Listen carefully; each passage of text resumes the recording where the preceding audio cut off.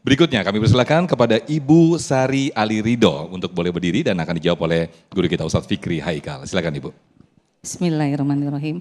Assalamualaikum warahmatullahi wabarakatuh. Waalaikumsalam warahmatullahi wabarakatuh. Kami izin bertanya Pak Ustadz, tadi seperti apa yang sudah Pak Ustadz sampaikan, bagaimana cara kita mengelola dan mengendalikan emosi negatif dan perubahan fisik pada saat kita mengalami kesulitan atau musibah. Demikian, terima kasih. Baik, terima kasih. Silakan Ustadz Fikri. Bapak Ibu, saudara-saudara, para pemirsa yang saya cintai. Pertanyaan dari Ibu Sari mewakili kita semua. Bagaimana sih supaya kita bisa mengendalikan diri kita? Jangan sampai terlihat dari perubahan fisik ketika kita mengalami peristiwa yang tidak menyenangkan hati. Saya ingin menyampaikan dari keutamaan dulu. Keutamaan apa? Keutamaan mengendalikan emosi, keutamaan bersabar. Karena ini makomnya tinggi. Mudah-mudahan nih yang hadir di Masjid Nurul Bahri dan pemirsa yang hari ini menyaksikan channel TV One Damai Indonesiaku, mudah-mudahan semuanya ahli sorga. Amin. Saudara, di sorga itu penduduknya mendapatkan ucapan salamun alaikum bima sobartum. Selamat, ketenangan, kebahagiaan buat kalian abadi ketika kalian hidup di alam dunia mengendalikan emosi dan bersabar.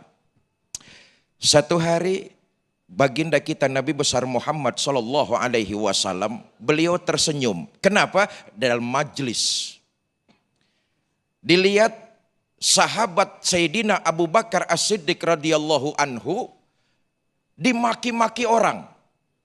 Abu Bakar dimaki-maki.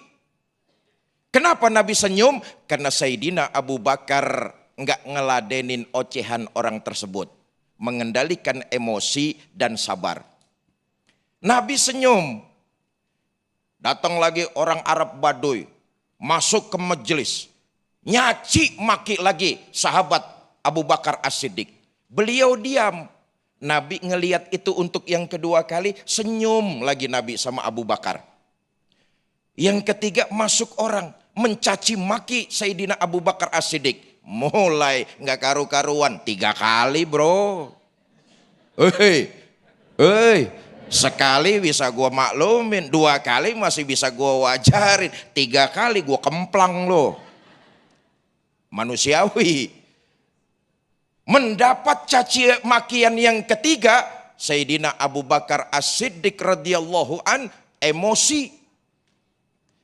Ketika melihat Sayyidina Abu Bakar emosi, Nabi pergi meninggalkan Sayyidina Abu Bakar.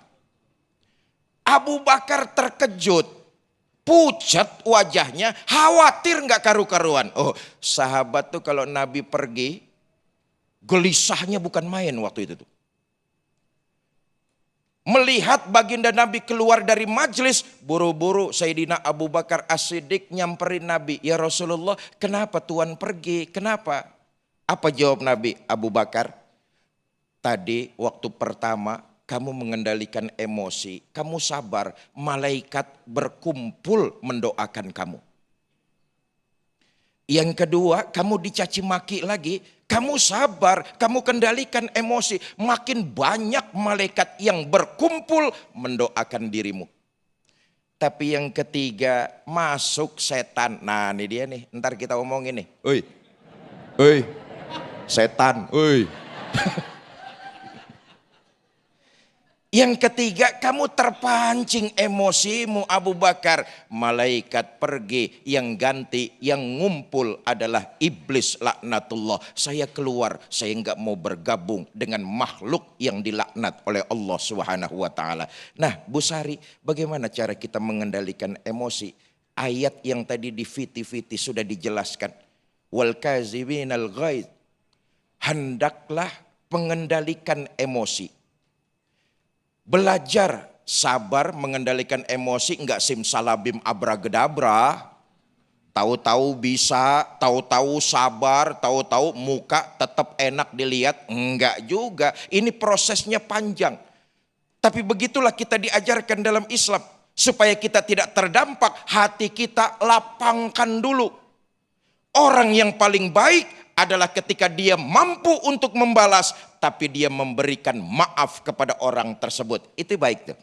Orang yang paling baik ketika dia berkuasa, dia mampu untuk membalas, tapi dia memberikan maaf atas kesalahan orang tersebut. Nah, stepnya adalah lapangkan hati kita, kendalikan emosi. Mengendalikan emosi itu bukan berarti mengubur emosi, enggak. Emosi itu perlu dipelihara. Dengan emosi Indonesia bisa menjadi bangsa yang merdeka. Emosi itu, kenapa? Ketidakadilan, ketidakpuasan, dihina sebagai sebuah masyarakat, bangsa dan negara. Kita rakyat Indonesia bangkit terbakar emosinya. Kita bebas, merdeka dari penjajah.